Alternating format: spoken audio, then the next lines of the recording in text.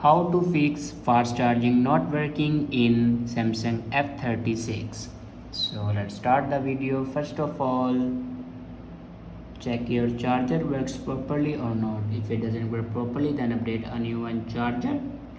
After that, open your settings. In settings, scroll down and here you can see the option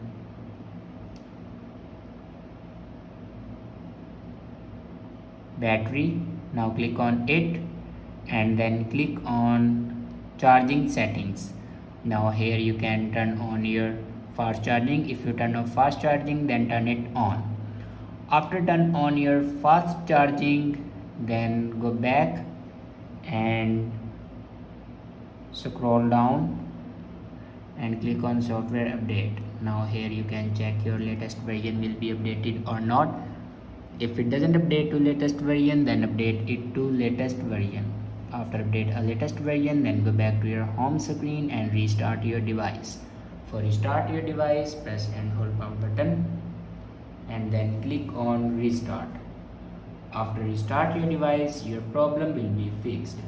I hope this video is helpful for you. Thanks for watching.